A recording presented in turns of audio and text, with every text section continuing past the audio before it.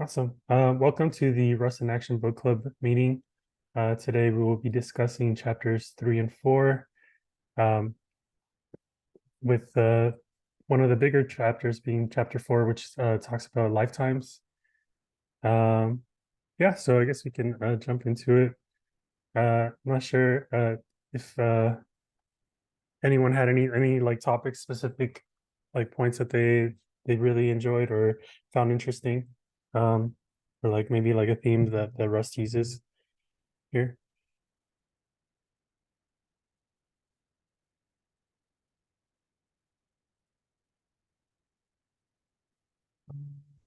No.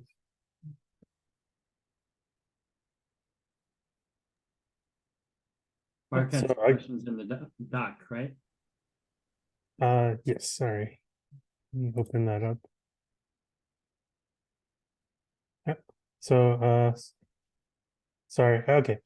Yeah, Mark, I guess if you'd like to go first. Oh, okay. Then, mm, so what did I wrote? Yeah, after reading chapter 4, I still don't really know what's the downside of always borrowing something, um, or when taking ownership is necessary. Um, I don't know if you two feel the same.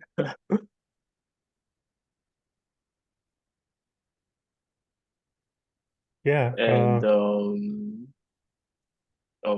sorry. Oh, sorry. Go ahead. And on listing 4.17, yeah, I was a bit confused about the statement that copy requires the implementation of clone.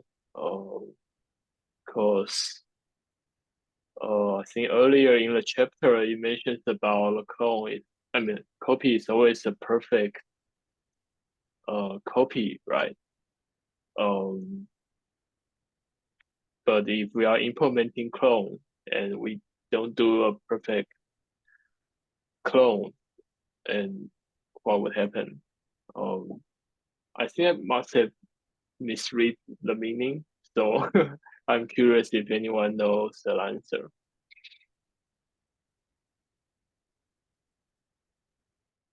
Yeah. I guess I can go first as far as like my impression of the of when to use a borrow versus an ownership. Uh so I think the borrowing is more like if you don't want if you want to keep the if you want to keep the value active, and like I think what helped me was the once you take ownership and the like the scope of the ownership goes out of scope, ends. I think that implicitly calls the destructor for the value. So maybe if you're thinking of like this is like where you would normally call like normally free it manually yourself, this might be the place where you would want to instead take ownership of the value instead of borrowing it. um that's my impression of it. I'm not sure if someone else might think otherwise on this, but at least that's how I was trying to wrap my head around this. Like this ownership is like kind of adding on the destructor, implicitly.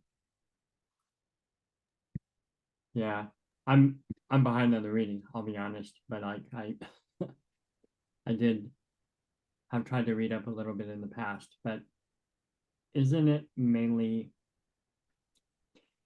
like how you're structuring the code? Like if it's going to continue to be used in some other scope after you return, you might want to borrow it. But if it is something that is not going to continue to be used, then you would take ownership, or am I just making stuff up?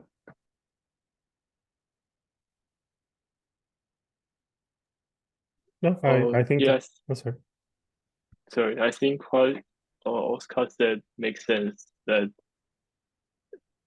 um, we just have to think about when to call a destructor, and yeah, I guess I was confused because the chapter also mentions about several other ways of dealing with the borrow checker. So that made me that gave me the impression that borrowing is not always the best option. So, but I guess we will know once we actually write something.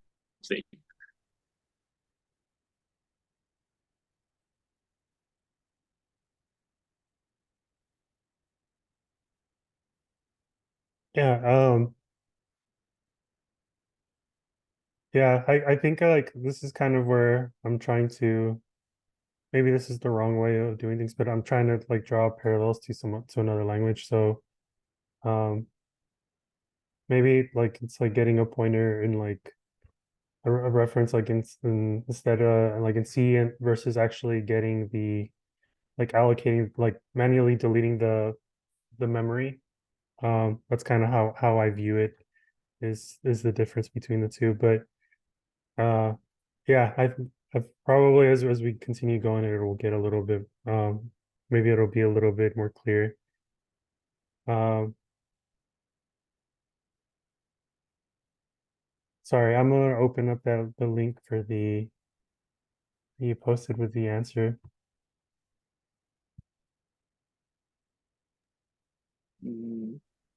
It's not really a full answer, but it does explain why clone should be implemented when you have copy trait.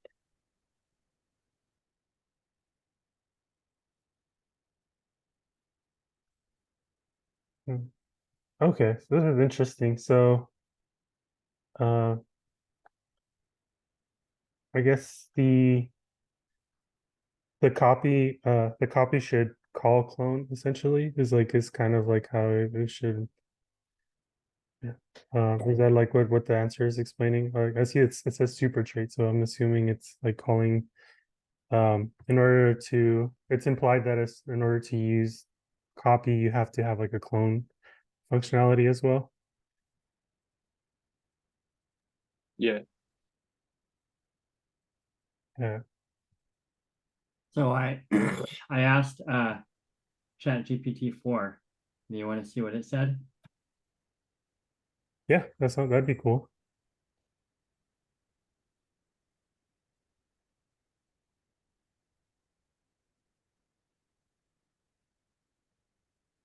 Avoid taking ownership if you don't have to. Borrow if you want multiple parts of your code to access the same data.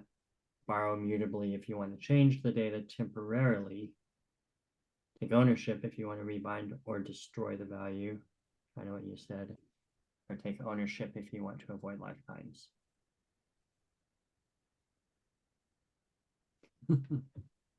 Right. The last point about lifetime, it's also a bit confusing to me because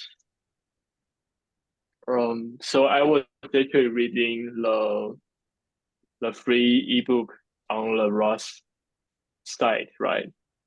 And it actually has lifetime as a separate section and the later half of the book, which I haven't read. So I before I realized I still don't know what lifetime is. But after reading chapter 4, I still don't know what lifetime is. um yeah. Does anyone of you know? I think it's referring to that the scope, you destroy everything once the scope ends. Well, you destroy everything you own after the scope ends, right? Um, but on the free ebook I read, it already said about that. So I was thinking that lifetime must be something else. Um, yeah, sorry.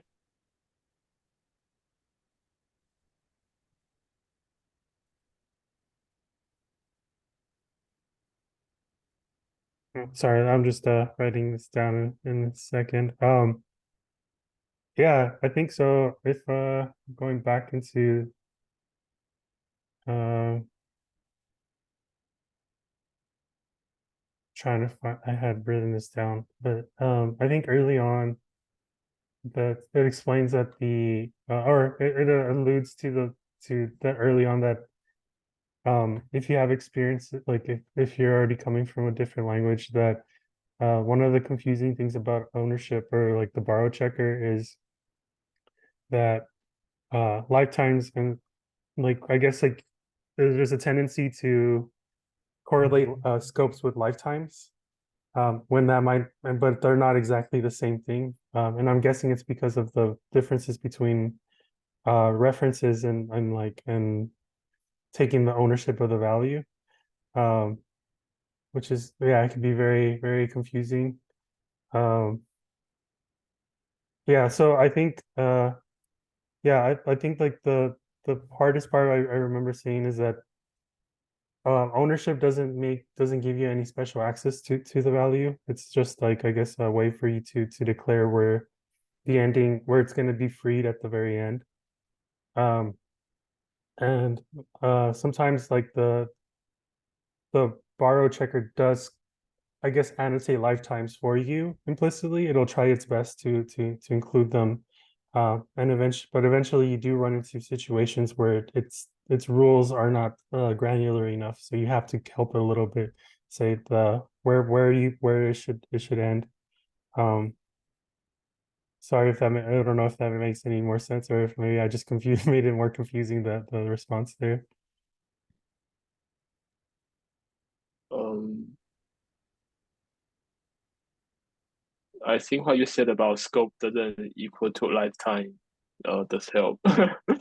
Um, yeah.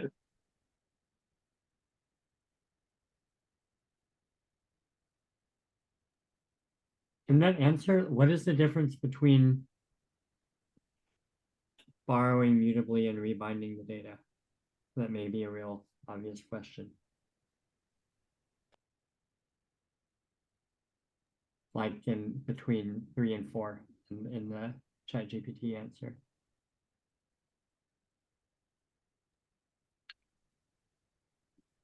Maybe Rust doesn't have the notion of rebinding.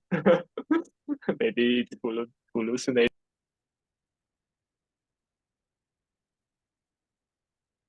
Maybe.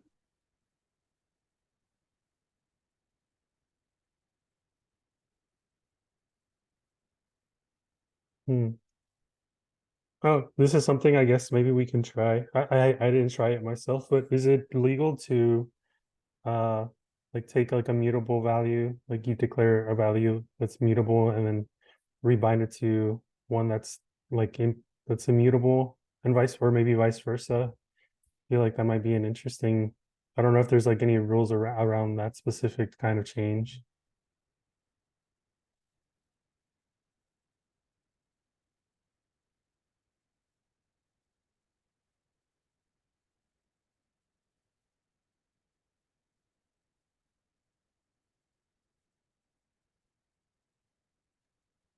I was just reading about rebinding.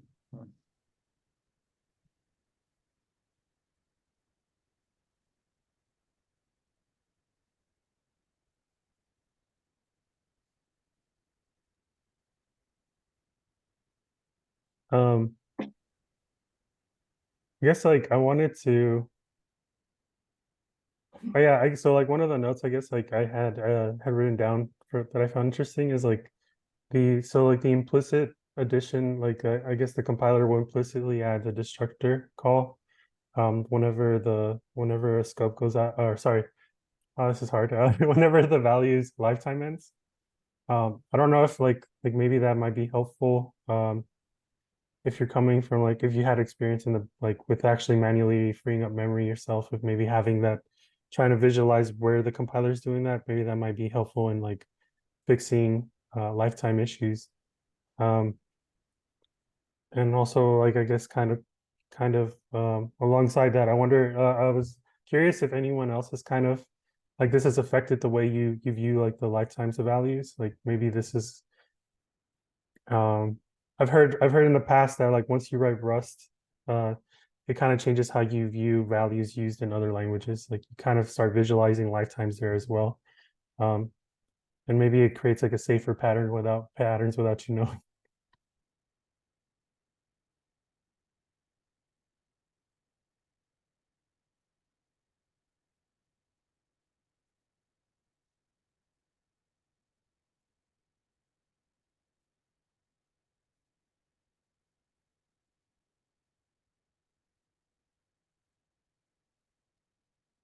Okay, so about rebinding, I think, can I just type code here?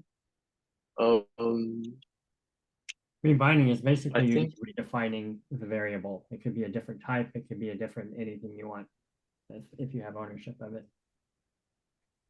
That's yeah, what so if I say, well, a string, okay, I think you can rebind it to another variable, uh, but it will be illegal to access A later on because it has not transferred to B. Maybe that's what that means.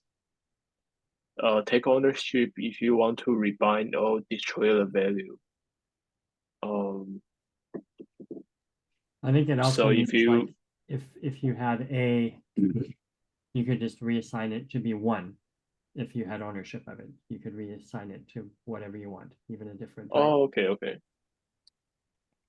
if you wanted then, to do that for some reason. hmm,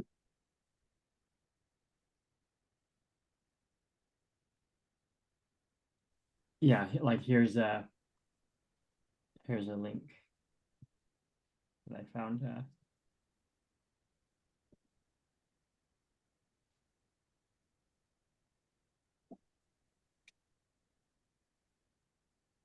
Redefine.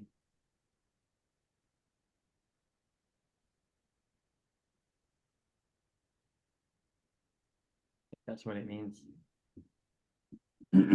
So it makes sense. Like that's a case when you would want to take ownership. Like for whatever reason, I'm going to define this to a completely new value or type or destroy it. And you wouldn't be able to do that if you had just borrowed it. okay, right, yeah. What was the question you had asked, Oscar? I meant like Um, I heard it, but I didn't fully comprehend it. Can you say it again? yeah, so I guess like I was just like curious if You like want to write it in the maybe, doc too? oh yeah. So uh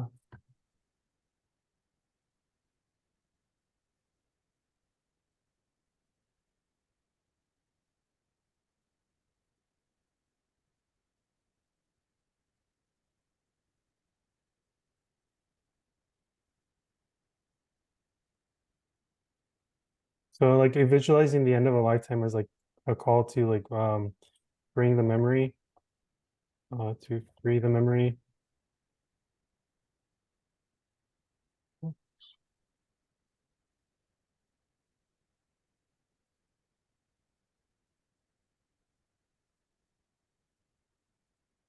So I think that was the first one. I was like, I wonder if like this helps like anyone else. To me, that this is kind of what kind of ended up helping me with the lifetimes um version of it, because it really draws a distinction between like a scope and like yeah, between a scope and a lifetime, because you can,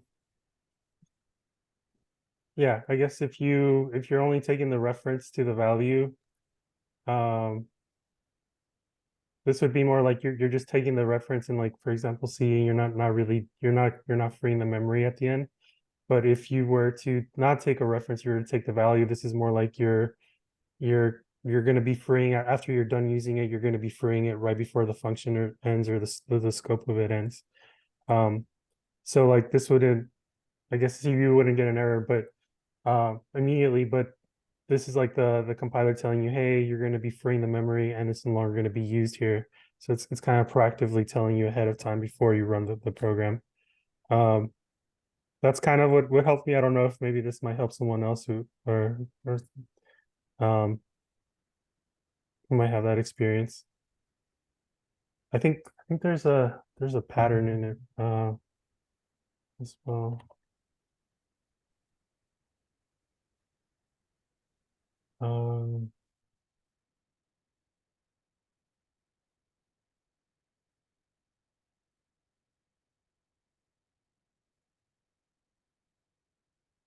Yeah, I think there's a in C++, there's a pattern for this called resource acquisition is an initialization.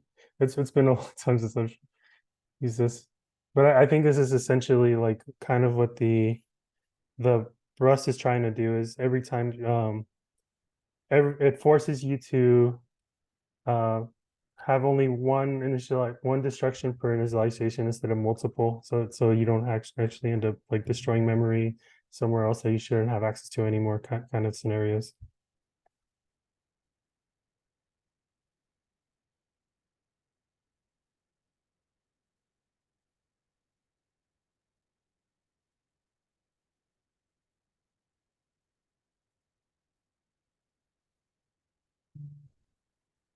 Yeah, I think that makes sense.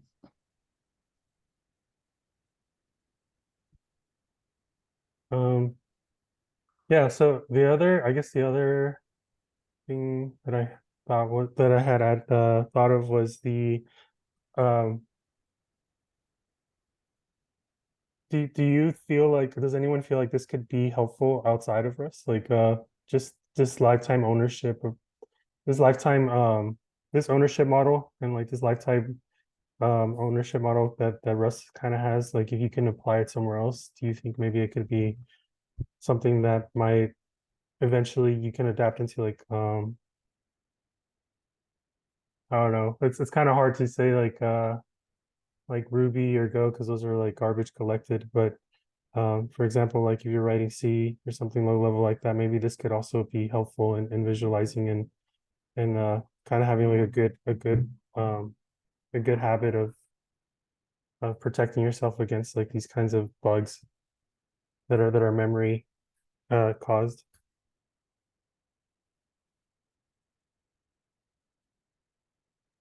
You mean in other languages? Yeah, so like I guess like I've heard of this in the past that people say like I do systems programmings, for example, in like C, and like this is I've why I was interested in Rust because of the safety guarantees. Um, so at first I think most people, I would say, struggle a lot with the borrow checker because it's so strict on what you can and cannot do. But I've also heard that eventually, like after you get used to using it a lot of times, you not only use it here, but you kind of start seeing the same pattern. You start using it in other languages that like C that don't have the borrow checker, they're enforcing it for you. I don't know if like someone else, like maybe if you all agree, maybe this is something that's like a benefit as well of using the language. I personally don't have any context. Like I've never worked in a non-garbage collected language, uh, other than on mainframes like COBOL and PL1. Those aren't garbage collected, but like you basically just manage things at the record memory level. So it's hard for me to relate to the benefits of it. But like the main benefits that I want to get out of Rust is like that the strong type checking and then the ability to do systems programming, but not have to learn all of the insanity and like self-discipline you have to manage memory in C or C++, because I've never done it. And why would I learn it if I can learn Rust?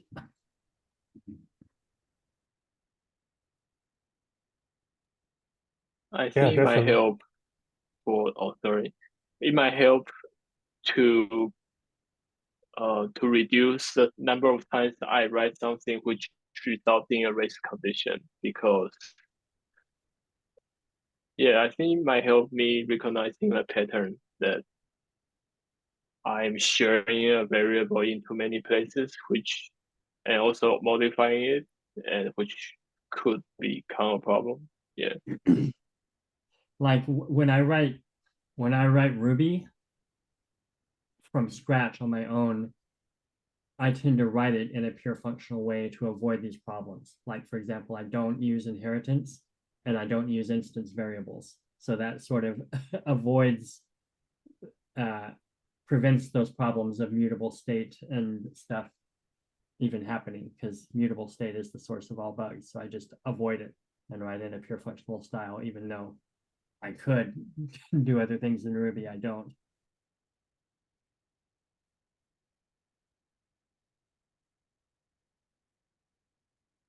but it would be like the reason Rust is appealing because like it would force me to write that way and do everything correctly.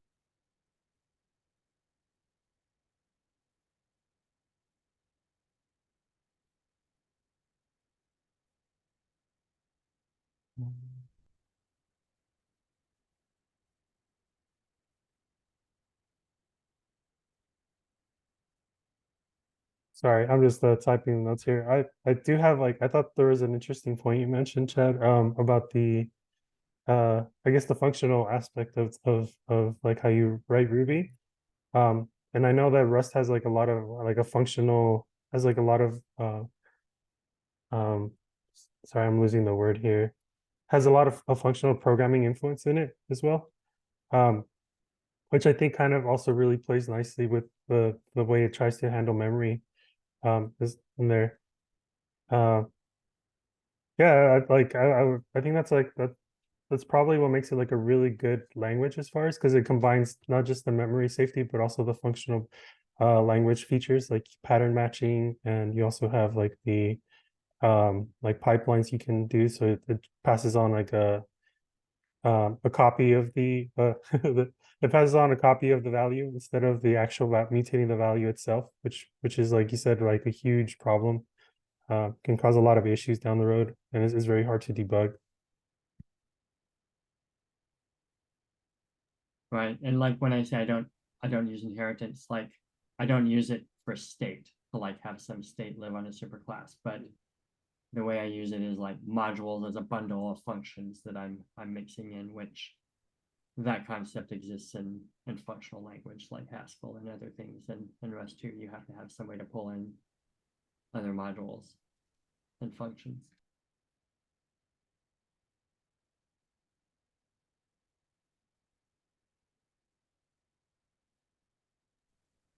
I can take notes.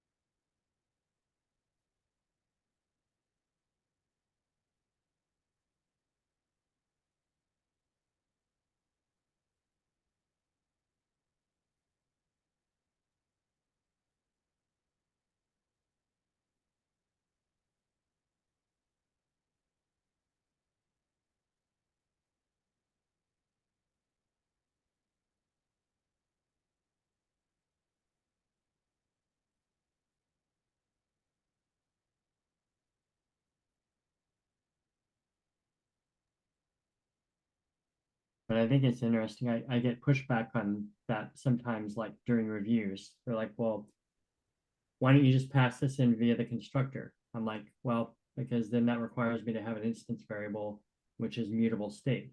Even if I don't mutate it myself, it's possible to mutate it. And then, that's a potential source of bugs. So why not just not have a constructor force everything to be passed in via functions and have pure functions, and then it's by definition testable and non-mutable.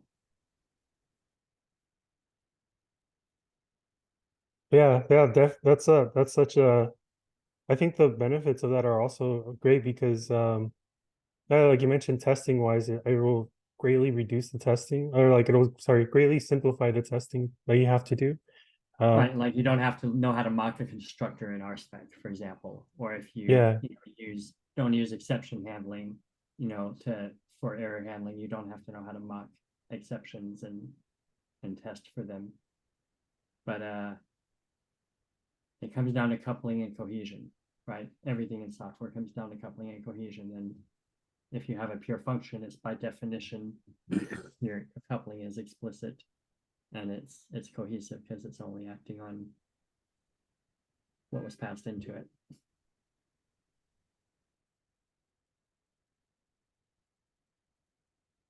Like it's cohesive because it's only doing what it needs to do, and it's the coupling is clear and explicit because there's no instance variables that who knows where they're coming from and what else is modifying them outside of your scope. The coupling is explicit through the parameters if it's a pure function.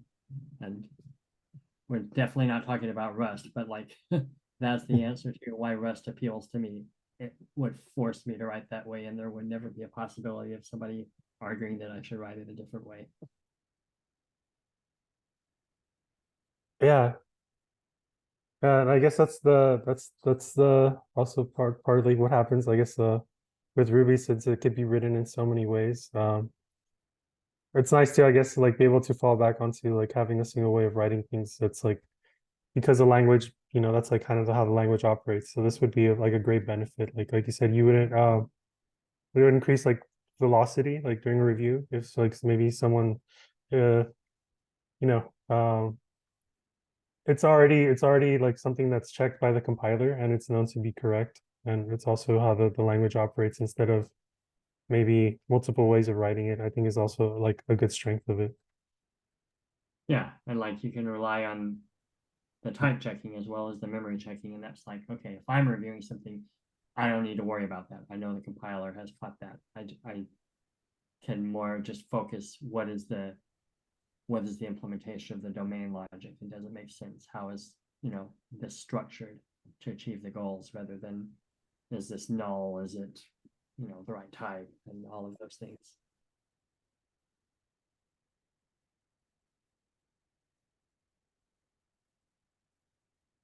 So, I guess I may add something here to the notes. mm,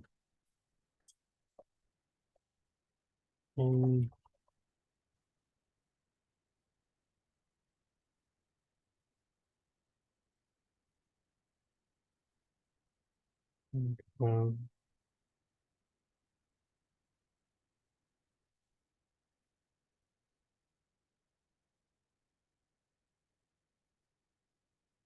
so I guess like the one thing at the end of the chapter 4 that it does is it introduces the concept of like reference counting. I was wondering how people feel about this. I think it's like a really cool way to I think it's a very helpful way, I should put it, like to manage like the amount of when you should be freeing, like taking ownership. And this kind of goes back to the initial one of the initial questions, which was like, when should you take ownership versus taking a reference?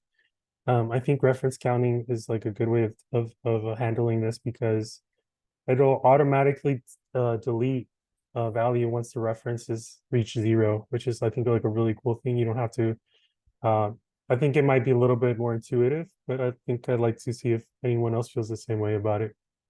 And I think you were last week, we might have, or sorry, 2 weeks ago, we might have also touched the topic. Yeah, I think probably because I viewed this very naively, I was very disappointed when I saw reference counting, because like I thought that there was some magic from all this borrowing and letting and life cycles that would translate into like concurrency.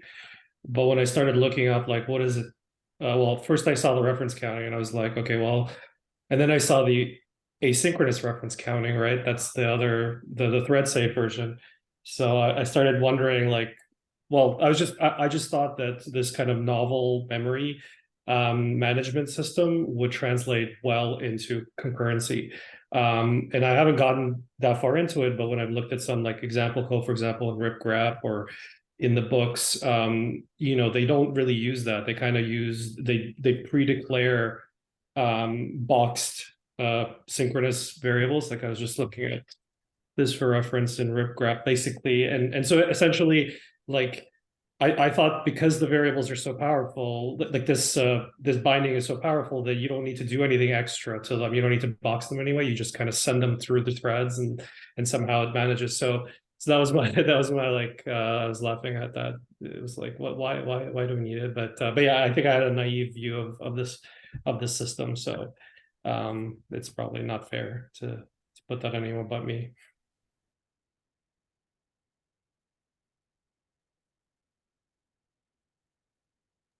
Like, sorry, I was just gonna say, like, my experience, it was only like toy projects messing around with Objective-C, and that uses some system like this. It's actually quite powerful because it allows like kind of a fire and forget mode of doing things, but I believe that's the default, right? So this is what I mean by like, you don't need extra things. Like you just kind of like, this is the variable I'm going to use.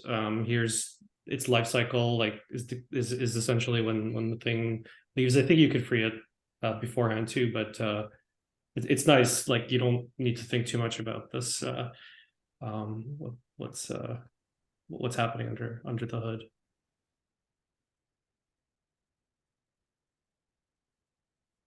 Yeah, I kind of had a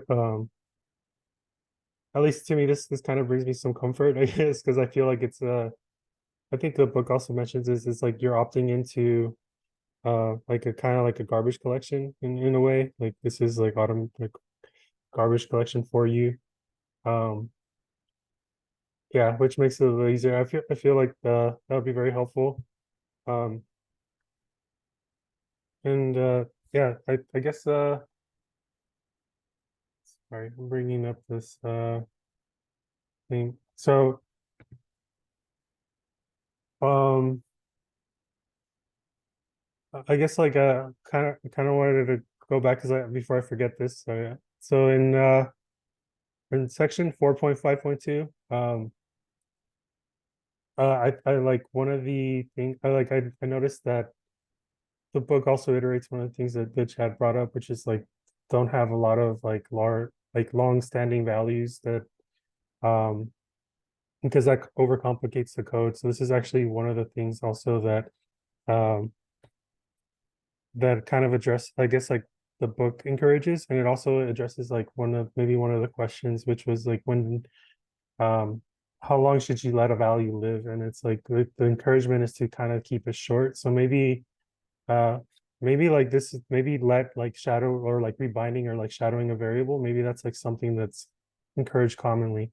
Like you don't you should be free to use it as often as possible instead of trying to manage the lifetimes yourself without like a lot of borrowing um because of the rules that it has. I like to just for commenting about the book structure. I like the author how they use this CubeSat example because essentially they've kind of like evolved it from here's the naive way, here's a little bit more rusty, here's a little bit more rusty. But again, it's funny because you end up with basically a pattern where one object owns everything. You just send messages to that object.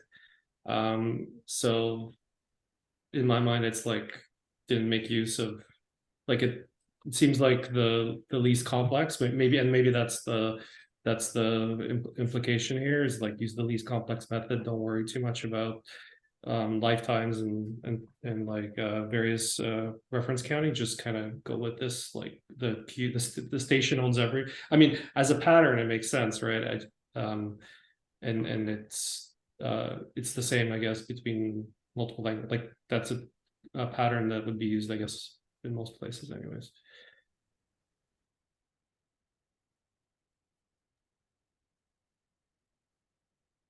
I'm actually quite a bit disappointed by that section because at least for me, I would still assume that um, such a coding style will not be, well, I hope it's not like common. It's not too common. It's not a default way of writing things because um, I would hope that the borrowing system wouldn't be too restrictive to enough to require such a coding style. But it's only me. I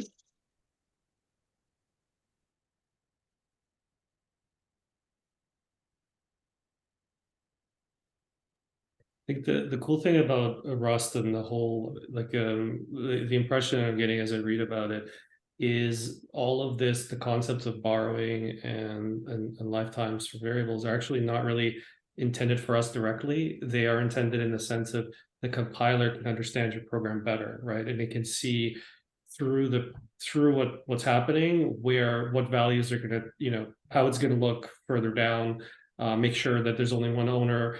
And so essentially it's like it's kind of cool in the sense of I'm not sure about other languages that do this, and that it's not, you're not using the abstractions directly, but because underlying are these other abstractions, the compiler can warn you about them and get you to a place that's more safe. So it's kind of I think it's more unique in my mind or a unique thing in my mind compared to some other just what they do.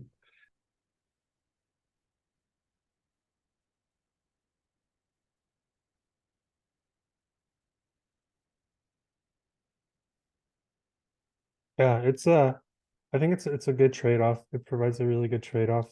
As far as like making ensuring essentially that the program is correct at compile time. I know that one of the biggest changes for a lot of people is like compile times on Rust are like notoriously long. Like they take a lot longer than in most other languages, but um yeah, I think that's a good trade-off to have, especially like would you rather have like a few more minutes on compile time, but your program is for sure not gonna like is not gonna panic whenever you accidentally try to access a variable that no longer exists, for example, it's like been freed somewhere else, because this will catch it for you early. Um, you know, like maybe those extra 10 minutes save you from an hour later having to go back and debug like step by step where you're freeing early, or like maybe setting to nil, for example. But yeah, no, it's definitely a very powerful system.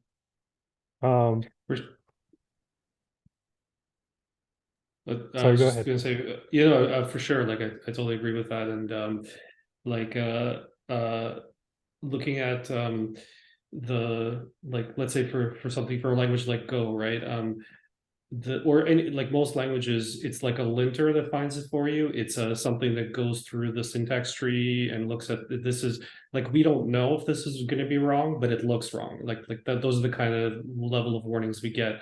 But with Rust, it's like explicitly that way, right? And so that really helps to guide it. And as I look through a lot of like sample code and like open source projects, I think the whole like you know those meta directives like allow certain like allow unused variables, allow it's really cool because it allows you to kind of like prototype really quickly without worrying about the compiler too much, and then sort of take them off and then see see what happens, like see how they play together, which is I think that's really cool. Like the power of like the cargo, like the compiler is really amazing. Like every time I look at it.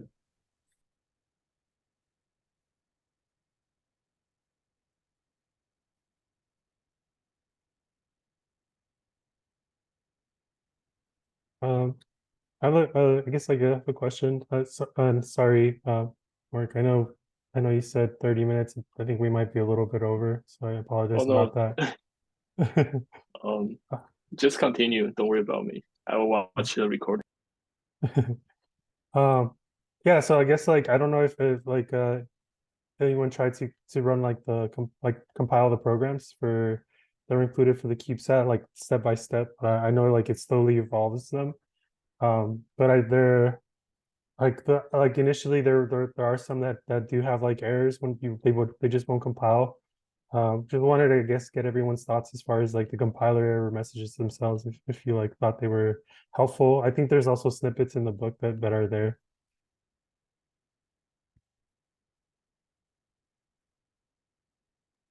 I didn't. Yeah. It's totally all right. I think let me see, I can probably pick out the page in the book here. Yeah, so I think on after 4.3, uh there's like a section there where it shows you the like a snippet of how the compiler error will look like.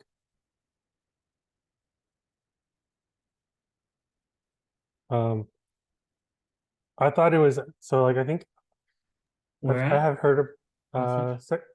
4.3. So there's like listing 4.3. It's like the little code snippet, and then right after that it'll have like another snippet that shows the errors that happen when you try to compile.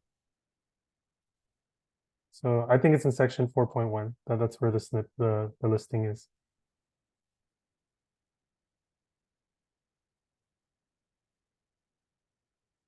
Mm, maybe page 189. That's at least what I have on mine. Or I can probably share my book as well. Might be easier. Yeah, for me, 189 is chapter 5. Oh, okay. So you are Oh. pointing to Sorry. Yeah, let me chapter 6, summarize. sorry.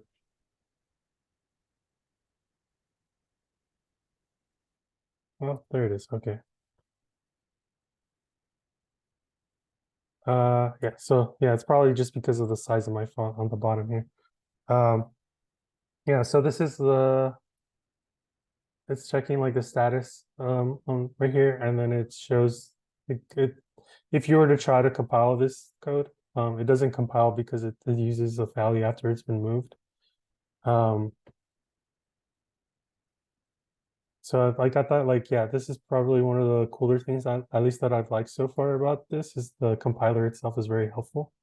At least in my view, it'll exactly tell you like, hey, this is where you've moved here, and this is exactly where you're using it after it's been moved, like once it's been no longer the lifetime of it has been ended. So at least I think it might be frustrating at first, like having to have these errors pop up on you when you're trying to use a value.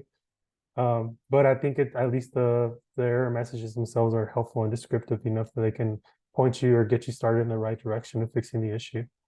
Yeah, I'm not sure if I've ever had any other. I don't think I've ever had any other language be this descriptive. Most of them usually give me like a stack trace of anything. They're just like, here's the last few calls that you've made before we ran into this.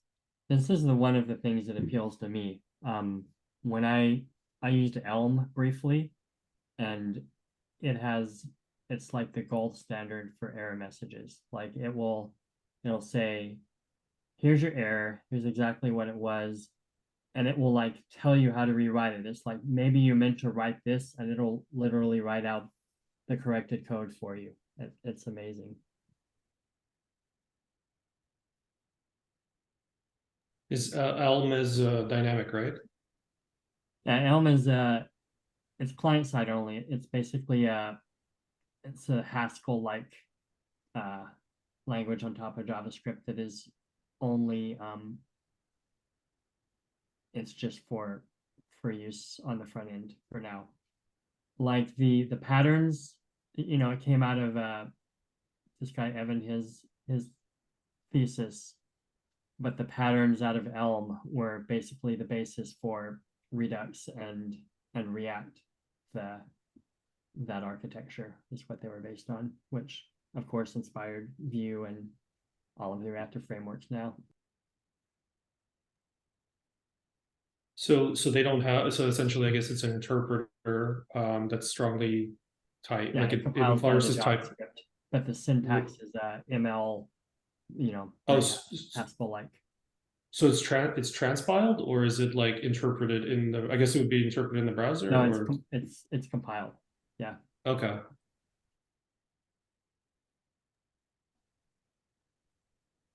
But the read like the immutable state transformed output loop, that's sort of built into the language, and that was sort of the inspiration for Redux and Vuex and other things.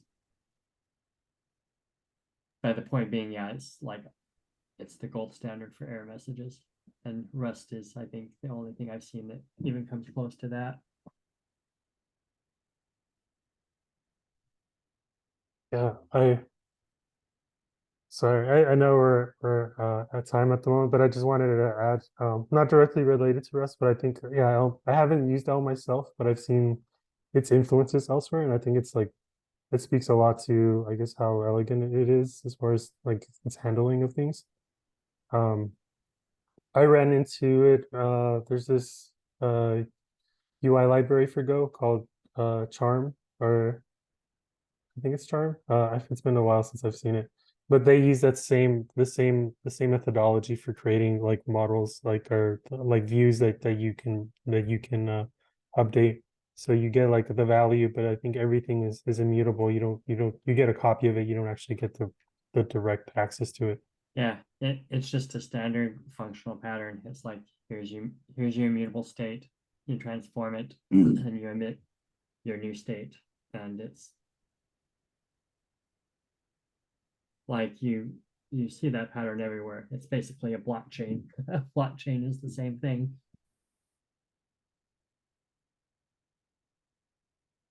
Yeah, so I guess I don't know if anyone has any closing thoughts on this, or any feedback as well as far as like the pace of the book. I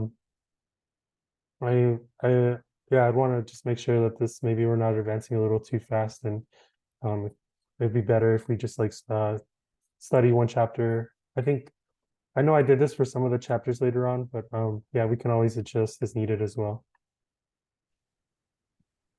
I mean, I'm way behind, but don't let me hold you back. Maybe I'll catch up, but if not, it's fine.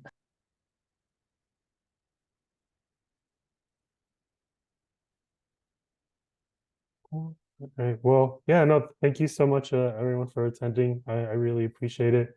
I will be, I guess, I know James put in the book club thread, or started like in the book club Slack channel a discussion. So we can also just async put so any thoughts or that we come across there as we need to. Then I'll be uploading this to GitLab Unfiltered this meeting as well, if everyone's okay with it. Sure. Thanks. Yeah, thank you, and have a great day, everybody. Cheers.